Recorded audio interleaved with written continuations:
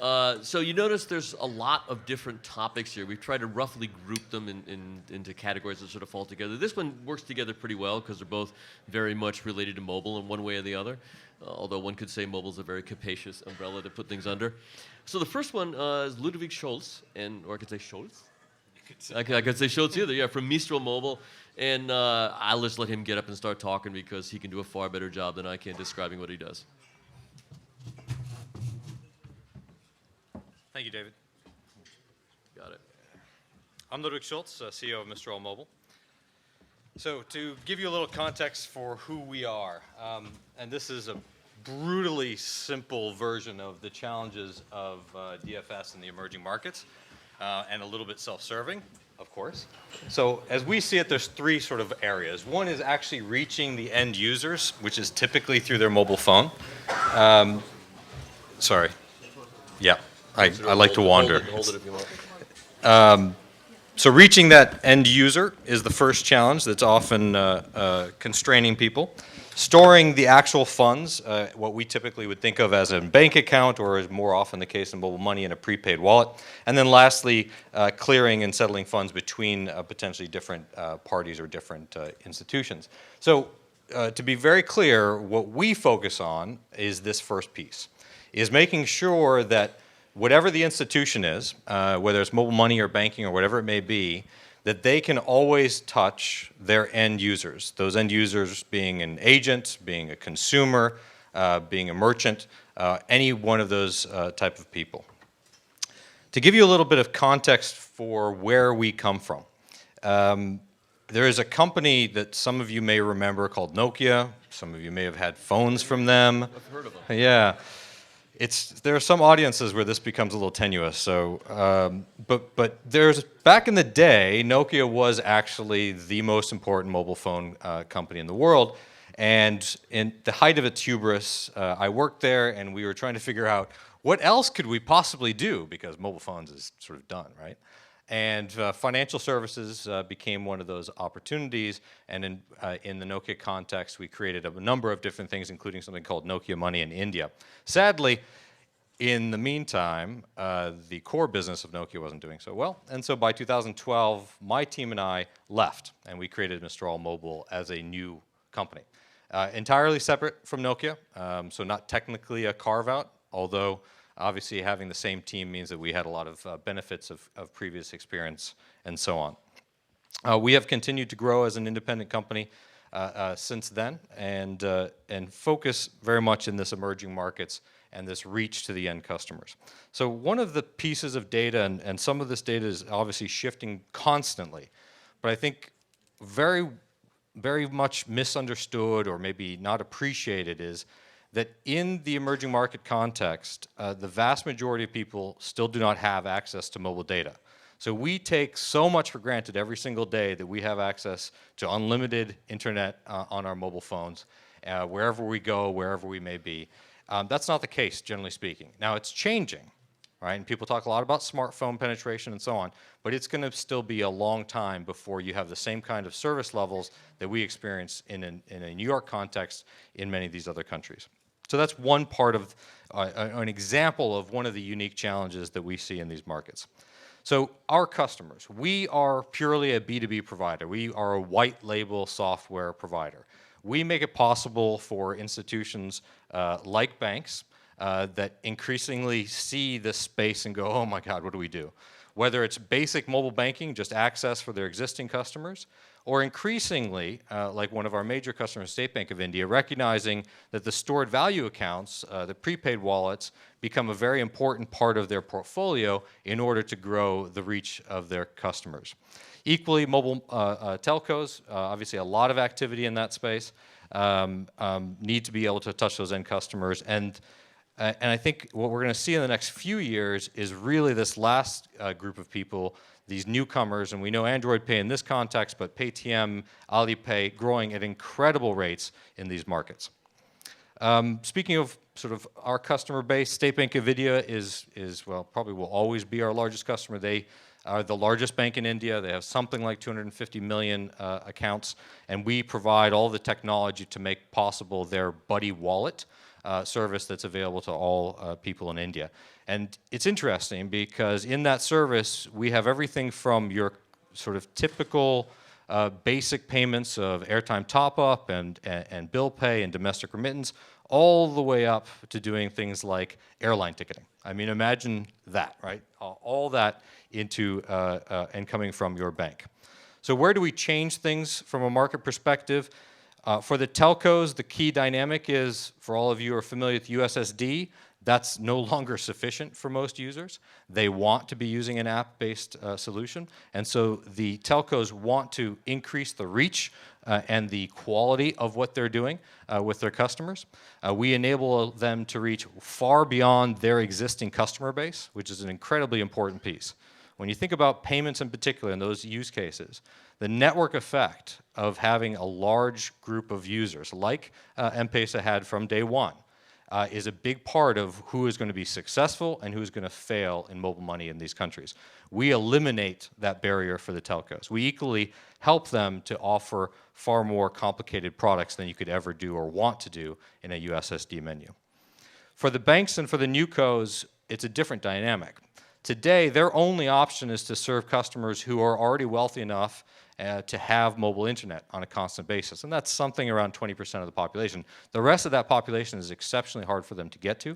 There are plenty of cases where banks are trying to actually serve and increase financial inclusion, but they can't do partially because of this constraint. So we remove that entirely. To give you a sense of where we are, we serve over 10 million users today, and that number continues to grow nicely.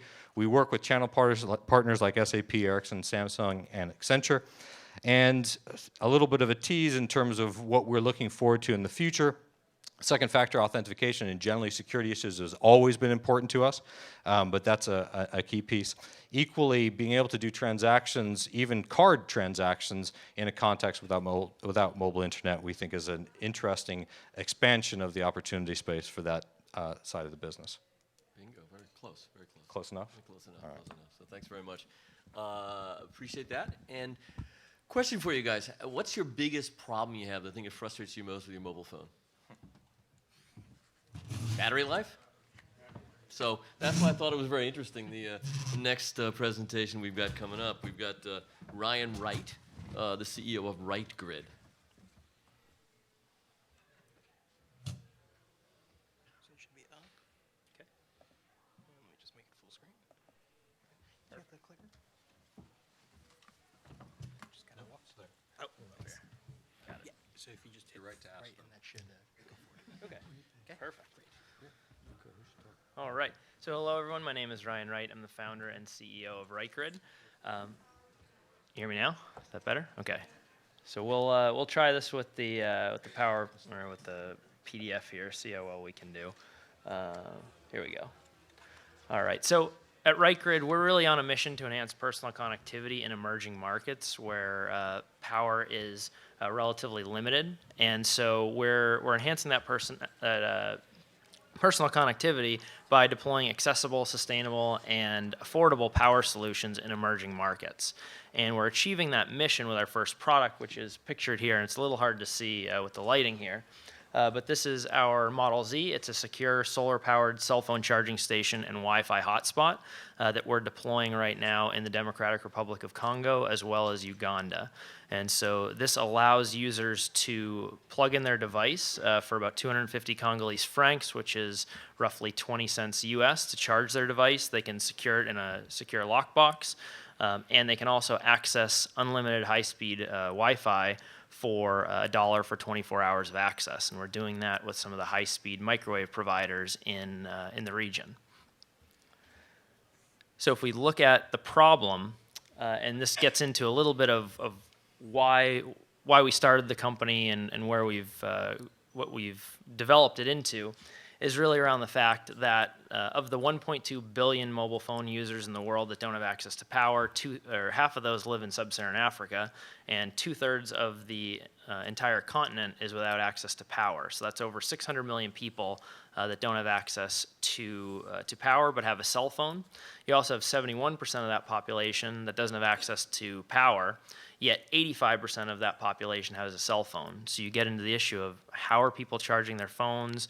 Why is the usage rate different in an emerging market versus the U.S.? And a lot of it gets back to the power issue. Aside from the fact that feature phones are still the dominant phone being used, but smartphone adoption is significantly on the rise. So our business model, really, we act as the manufacturer of the devices. We design them, we manufacture them, and we ship them to in-country distribution partners who set them up at local established businesses, bars, restaurants, gas stations. And so we sell these at a 50% gross margin. We have a recurring revenue stream that we do on the shared revenue that comes in through the station in exchange for market exclusivity with in-country distribution partners. And then those partners set up a network of station operators to run the stations, service technicians to keep the stations up and running. And we've seen that stations can generate up to about $1,000 per station per month through small payments on phone charging, Wi-Fi sales, and third-party advertising on the physical wrap of the station. And so if we look to kind of the future for our business, now that we have the internet connection at our stations, which we didn't always have, now we're able to enable digital financial services running through our stations. So initially we thought of it as a cashless ATM in emerging markets, but really we don't want to develop a lot of the software that's already out there, a lot of the services that are already available. We're partnering with those DFS partners in emerging markets to provide them the two most critical elements for their business, which are power and connectivity. And through that, they can leverage our platform to reach populations that they otherwise wouldn't be able to do.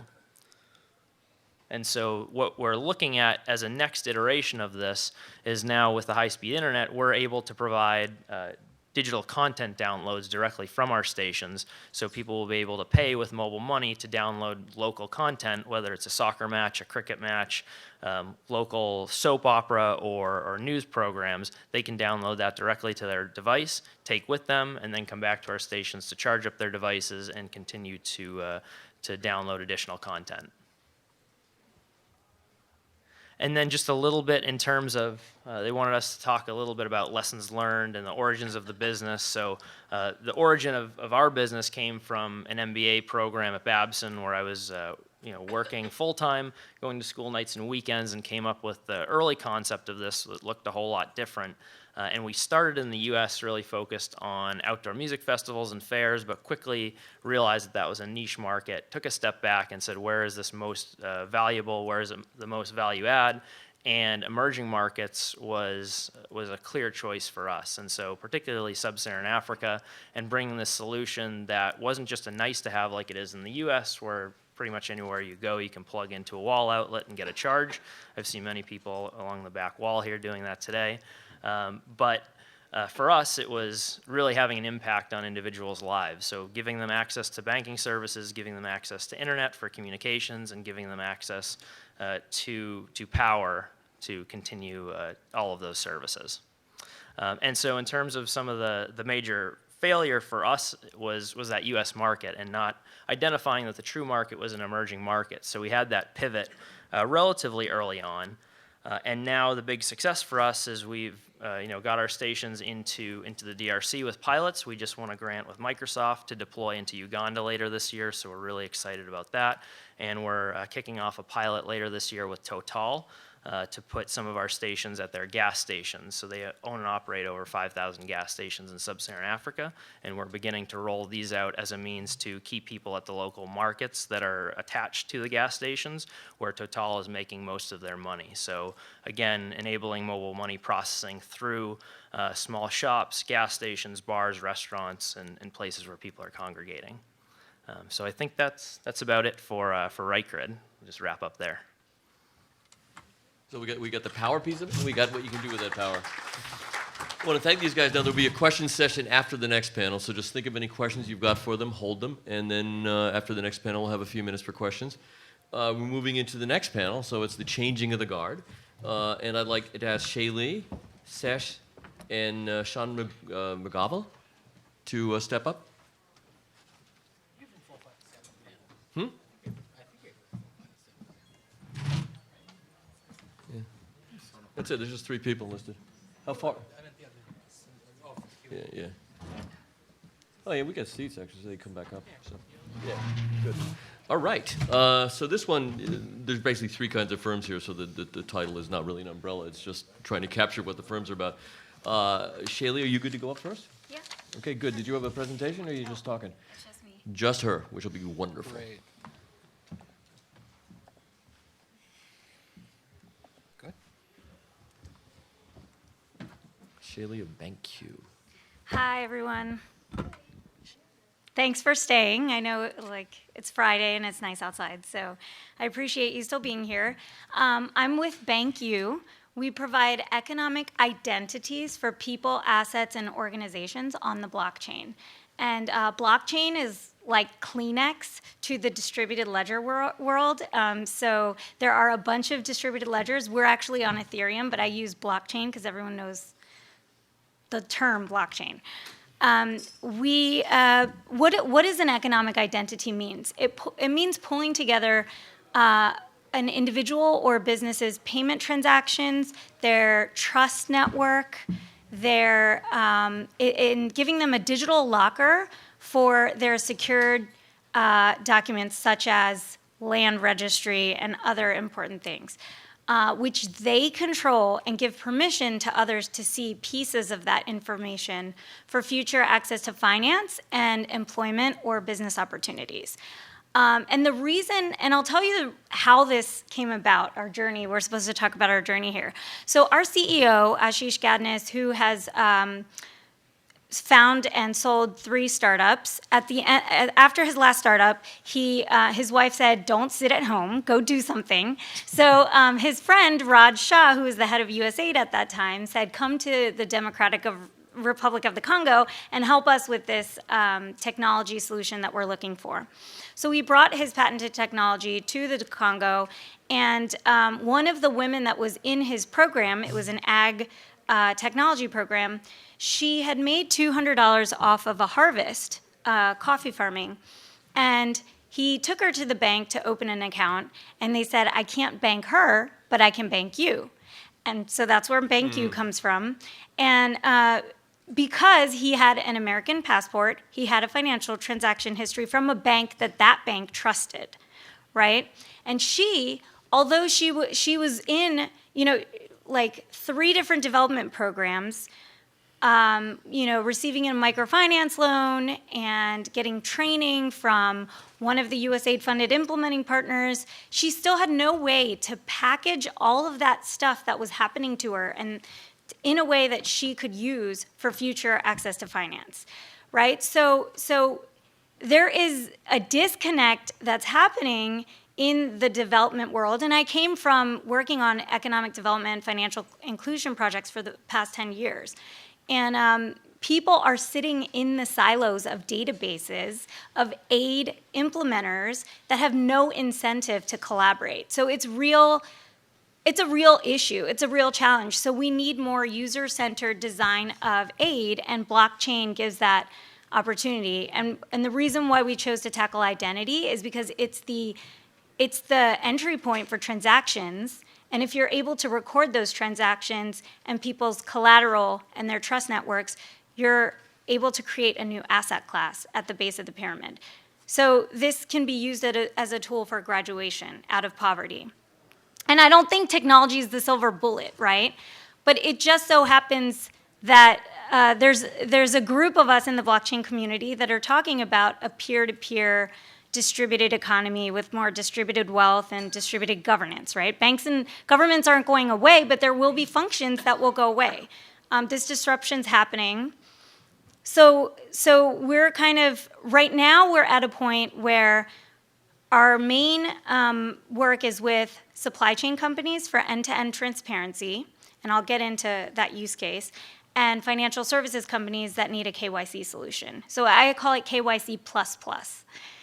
And for the supply chain company, we're working with a big chocolate company that spends over $20 million a year certifying their supply chain to make sure that they don't have child labor, to make sure that they're providing fair wages to their farmers. And until now, they've had data aggregated at the middleman level of the farmers, but they had no transparency and visibility of that farmer at the end level. And so now the farmer has an equal copy to what the headquarters has of the harvest content, the cacao moisture levels, and the pricing. And so now with that record, over time, that farmer can take that and what they were paid for those transactions through mobile money payment transaction history, and then use that for financial services. And this has been a huge barrier for just the entire agriculture finance supply chain. So there are a lot of opportunities.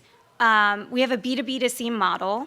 So what our go-to market is work with the companies that have a problem, solve it, save them money, expand their market.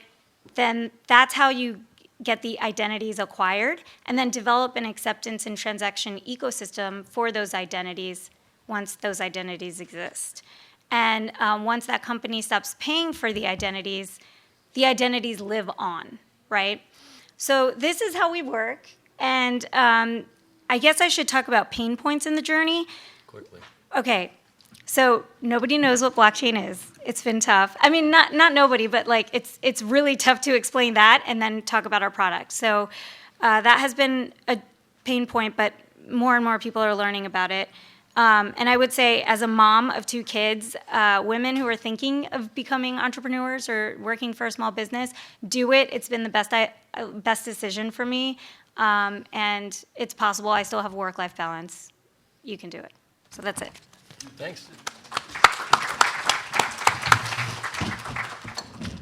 So next, I'd like to welcome up Sesh Murthy, excuse me, of Cloud. How do you say Raxak?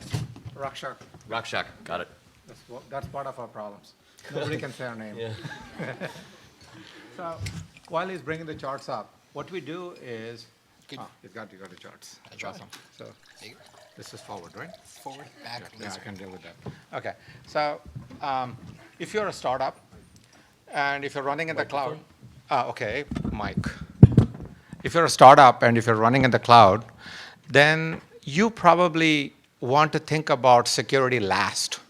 I mean, you think of it as something that is slowing down your innovation process, and that's actually preventing you from going and winning in the market. But actually, unless you solve that security problem, you cannot sell to your end customers if you're a fintech. So if you're doing something like fraud management for banks, then banks are not going to trust you with their information unless they know that you're secure. So what we do is that we provide IBM, and I'll tell you why I mean IBM. IBM quality management of your security at SaaS ease of use and SaaS prices. So as we make it really simple for you to adopt that. So let me see, I'm going to skip all this. So if you are a large customer, right, and if you're outsourcing from IBM, let's say you're a large Canadian bank, this was one of my customers when I was at IBM, then this is the process that you go through when you get when IBM outsources your business. So what they do is they are manually doing your security and compliance management. They spend about 6 months defining what your security posture should be. They use the best practices and industry standards. Then they create a management framework where they check things quarterly. Then they remediate as budget allows. And the main problem that you come up there is that there's a lot of risk. There's a high cost of compliance. And most importantly, and this is the issue that we're talking about, if you're a startup, DevOps is difficult. And this is the reason why people don't want to touch security compliance. So what do startups land up doing? This is what they land up doing. So they bury their head in the sand, and they hope fervently that nothing is going to happen to them, right? It may not. You may actually be all right, and you might be able to solve your problem with security compliance, security management somewhere down the line after you get your first few customers and they don't notice things. But you shouldn't bet on that. So my suggestion to you is that you should not depend upon good luck to prevent security breaches from your infrastructure. So so the genesis of our idea was effectively to take what we did at IBM, which is manual management of security, and we put that as a SaaS service. So okay, this is the wrong button. What we do is that we provide a SaaS service in the sky that applies to any public or private cloud, and that manages the security continuously from start to end of life. The most interesting thing, as far as we're concerned, is that we can go in and we can analyze the security posture of a company within a few hours, let's say. So if you're running a lending business or something like that, you probably want to know, if you're the CEO, how well has your CISO or your CIO done with respect to managing your security? We have a SaaS service here that's in the sky, and that will actually go and evaluate you wherever you run. So that's what we do. So what are some of the issues that we have come up with along the way? So one major issue is we tried, my background was I came from IBM. I was used to selling to large customers like Citibank and et cetera. So I tried to start selling with them with some large systems integrators who will not get named. And man, that process has been slow, and it has nearly killed me. And so we got advice back from our investor that we need to start the virtuous cycle running for the SaaS service, small deals with fintechs and others who really need to pay attention to security. And then, and the other one has been emerging markets. They have not done anything till now in terms of security and managing security, but the fact that we offer it as a SaaS service is very valuable to them, so we have gone after that, and that's been helpful. So that's pretty much what I do. So my suggestion is, don't do this. Don't bury your head in the sand. It's easy to manage your security. If you want to find out how you're doing, I can do a residual risk analysis in hours. And if you think that there's something to do out there, I can help you to fix it. So that's it.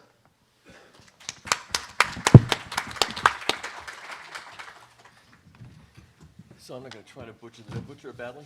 Yeah. Okay, good. Yeah. Sean, okay. So Sean, that makes it easy for me to say. Yeah. So Sean of Fixnix, that's easy enough to say. So Sean, thanks.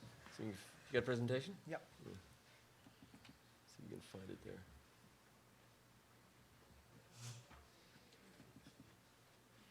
There you go. I knew it was there somewhere.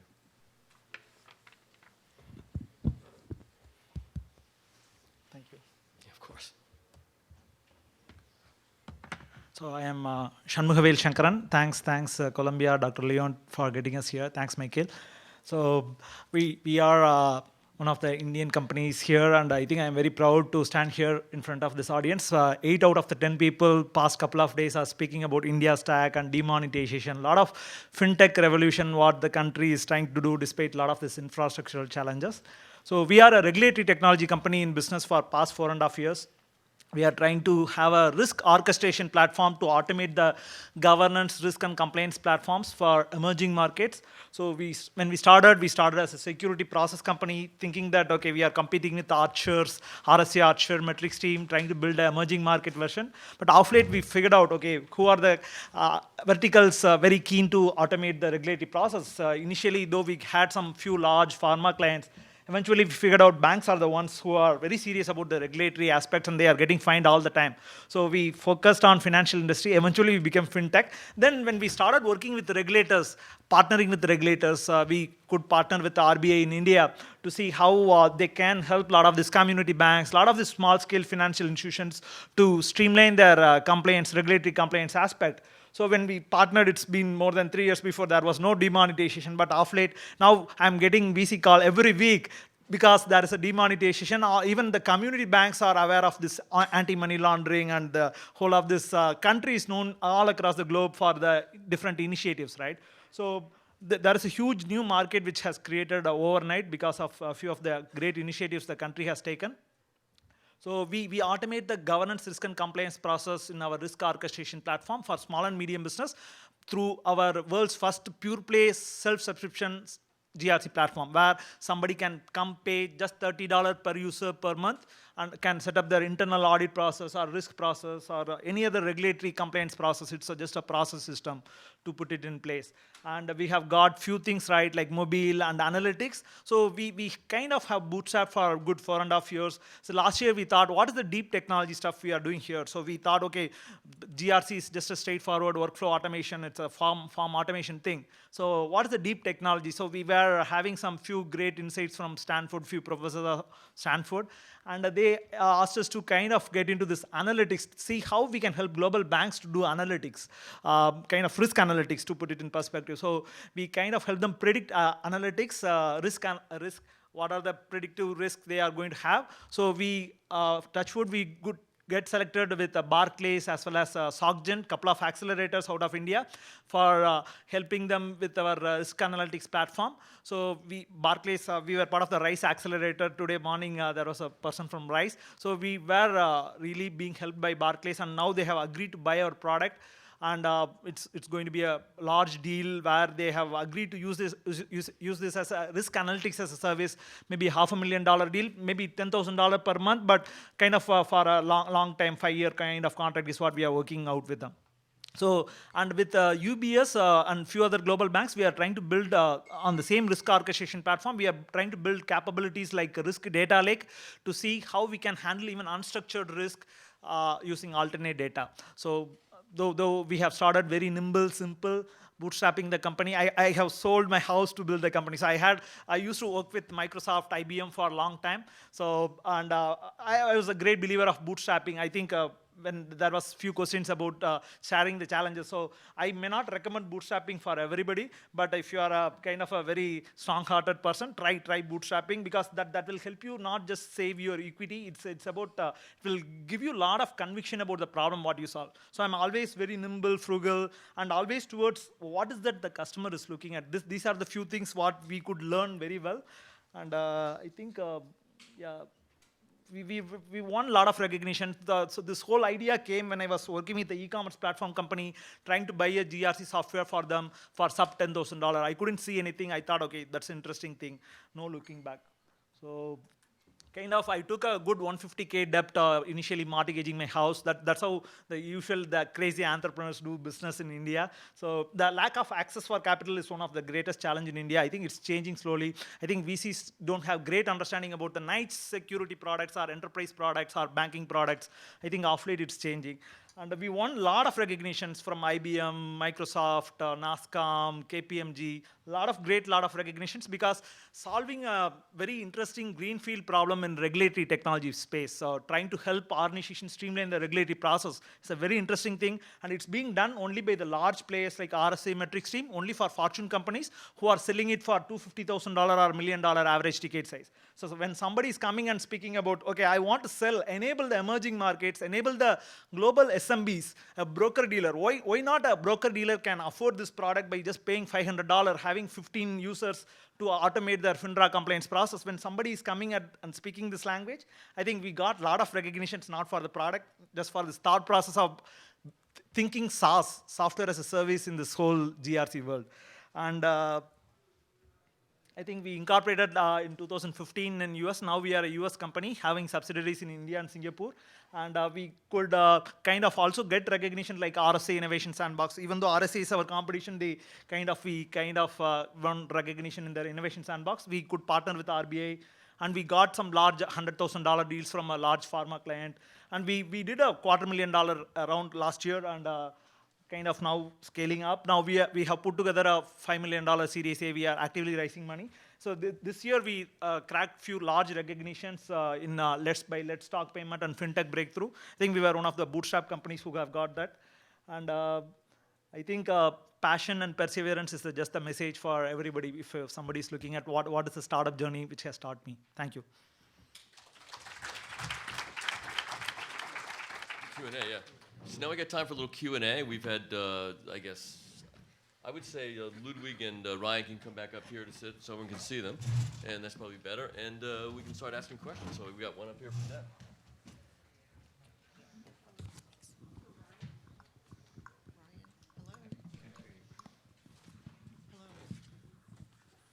There's space here. Hello?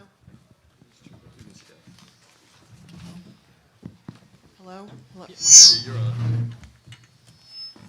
So your thing reminded me of the story of that guy, I forget what country, but he invented a windmill. Do you remember, did you remember seeing that story? I believe so, Except yeah. for a few years ago. I was just wondering, would you envision your product getting cheap enough that everyone could have one in their house? And then you could still get paid, by some on-demand service, but So the technology can certainly scale down to that, and there are a lot of companies that are looking at microfinance products and things that they can get into an individual's home or their hut or whatever the establishment. So there are options out there. We are taking a different approach in terms of trying to create more public infrastructure to be utilized, and that business model allows us to get relatively expensive capital equipment into a market that otherwise wouldn't be able to bear it based on that business model by charging just small incremental payments instead of larger, loan refinancing payments or loan payback payments. And so I think there are definitely opportunities out there. There are small, little charging, solar charge pads that you can get in those markets, but they can cost anywhere from $25 to $200, and that's a larger investment than paying out, 20 cents at a time to charge your device. So the short answer is yes.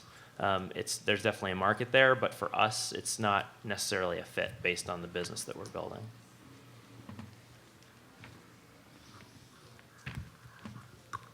Other questions? Well, I definitely had one for Shailee. Hi. Hi. So one of the questions, I should stand in front so you're not looking back and forth. Hi. So one of the questions I had was, you touched on a little bit, we all had limited time, but the idea of convincing a lender that a blockchain-based source of, identity and their proof of their financial worthiness, how does one do that? Has it happened yet?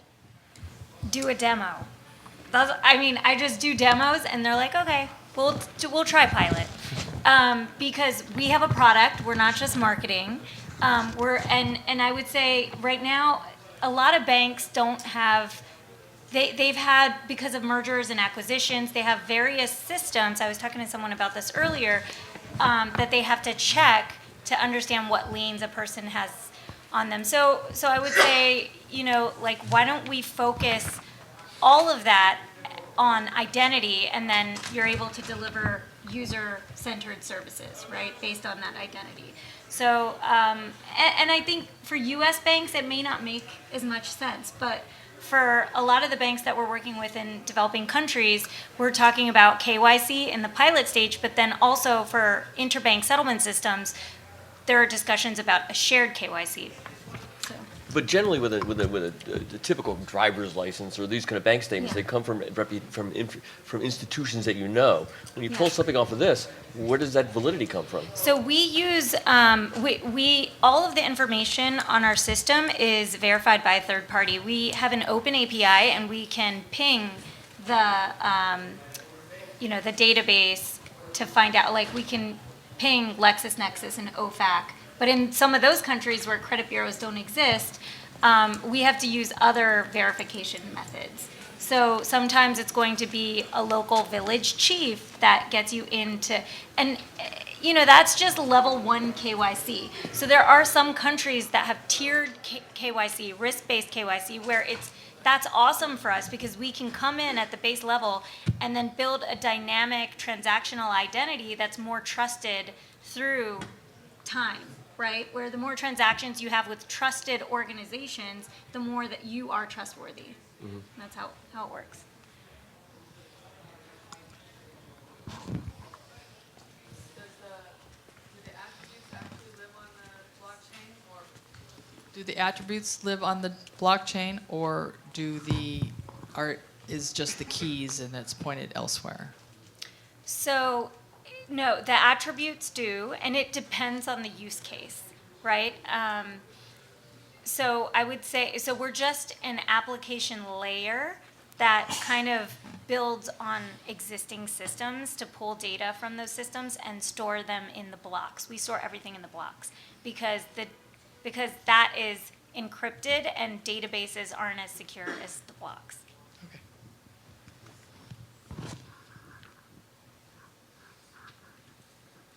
I had one for Ludwig.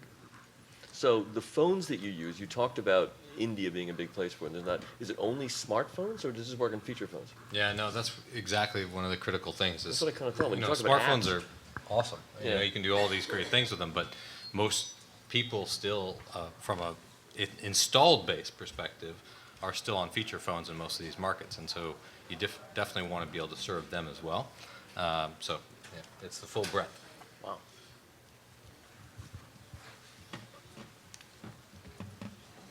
Any others here? So with no other questions, I guess we take a moment and we'll get the other panel set up in about 2 or 3 minutes, 4 or 5 minutes. Is that good? Okay. Thank you very much, guys. I appreciate it.